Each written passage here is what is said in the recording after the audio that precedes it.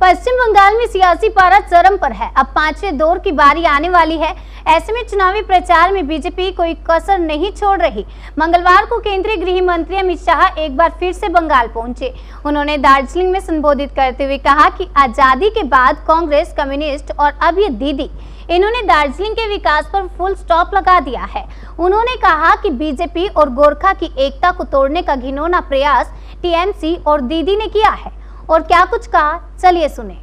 बनी मद्रास के बाद दार्जिलिंग पहली म्युनिसिपैलिटी बनी और चाय बागान के रूप में पूरे बंगाल में सबसे पहला इंडस्ट्रियल एक्टिविटी भी मेरे दार्जिलिंग के अंदर शुरू हुआ है। मित्रों, ये छोटी सी जगह ने हमारे देश के आजादी के लिए, देश के विकास के लिए बहुत बड़ी भूमिका निभाई है। माताओं, बहनों और भाइयों, मैं तो बात कर रहा था 1850 की, 1897 की, मगर इसके बाद, आजादी के बाद कांग्रेस, कम्युनिस्ट और अब ये दीदी, तीनों ने दार्जिलिंग के विकास को फुल स्टॉप लगा दिया है। मुझे बताइए, ये दार्जिलिंग 21वीं शताब्दी के अनुरूप दार्जिलिंग बना है क्या? बना है क्या? देश बहुत आगे निकल गया, मेरा दार्जिलिंग वहीं का वहीं रह गया। क्यों हुआ ऐसा? क्योंकि सबने दार्जिलिंग को सिर्फ आराम करने की जगह के रूप में ट्रीट किया, किसी ने दार्जिलिंग का विकास नहीं किया। मैं आज आपको कहने आया हूं, भारतीय जनता पार्टी और इसके सहयोगी दल के सारे नेता यहां बैठे हैं। एक बार आप मोदी जी को मैंडेट दे दीजिए, 5 साल में दार्जिलिंग की सभी समस्याओं का समाधान नरेंद्र मोदी जी निकाल कर देंगे। मित्रों, बंगाल के अंदर भारतीय जनता पार्टी की सरकार बन रही, दीदी अब रोक नहीं सकती। 200 से ज्यादा सीटों के साथ सरकार बन रही। दार्जिलिंग की 3 सीटें भारतीय जनता पार्टी के लिए बहुत महत्वपूर्ण है। मैंने कल एक इंटरव्यू में कहा है, एक और अगर भाजपा 200 सीटें जीतती है तो एक और 197 सीटों का विजय है, और दूसरी ओर हमारी ये 3 पहाड़ की सीटों का विजय है।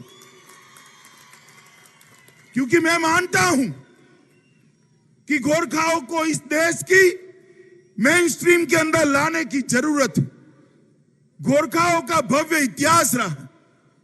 देश में जब जब भी देशभक्ति से हरी भरी, देशभक्ति से ओतप्रोत जातियों का नाम लिया जाता है, मेरा गोरखा भाइयों का नाम सबसे पहले गौरव से लिया जाता है। देश के लिए बलिदान करने वालों का नाम बनता है, सूची बनती है। देश के लिए जान देने वालों की सूची बनती है। देश के लिए वफादारी के साथ जीने वालों की सूची बनती है।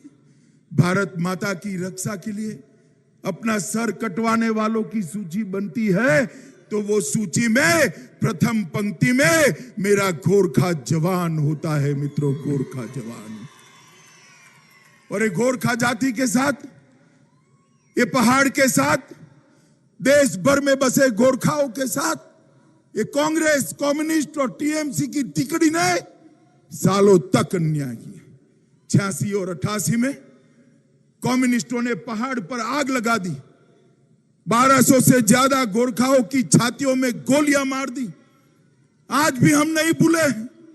और उसके बाद मां, माटी और मानुस की बात करने वाली दीदी आई। दीदी ने भी कोई कम जुल्म नहीं ढाए, अनेक लोगों को निर्मम हत्या करा दी और हजारों पर मुकदमे दायर कर दिए। मित्रों, उसने मुकदमे राजनीतिक रूप से कुछ लोगों के सिलेक्टिवली वापस लिए। मैं कहकर जाता हूं कि भारतीय जनता पार्टी की सरकार बनने के बाद आंदोलन के जितने भी मुकदमे किसी भी गोरखा भाई पर है, सबके सब 1 सप्ताह के अंदर हम वापिस लेने का काम ये भारतीय जनता पार्टी की सरकार करती।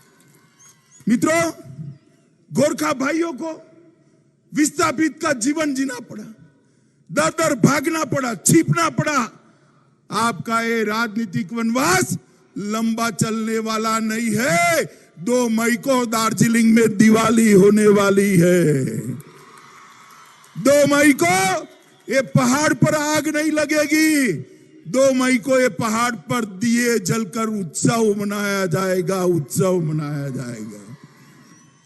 गोरखाओं के साथ न्याय केवल और केवल भारतीय जनता पार्टी ही कर सकती है, क्योंकि भाजपा, भारतीय जनता पार्टी और गोरखाओं का गठबंधन हमने नहीं बनाया है, आपने नहीं बनाया है।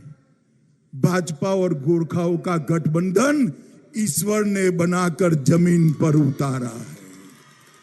ये पवित्र गठबंधन है। ये गठबंधन को ताकत देने के लिए आज मैं यहां आया हूं। मेरे गोरखा भाइयों, बहनों, माताओं, युवाओं को अपील करने आया हूं कि आइए, देश भर के गोरखाओं को देश की मेन स्ट्रीम के साथ जोड़ने का एक मौका देश के प्रधानमंत्री नरेंद्र मोदी जी को दीजिए।